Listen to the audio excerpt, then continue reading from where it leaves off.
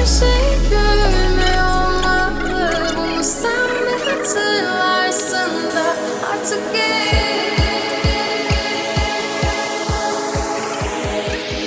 öyle hissettim.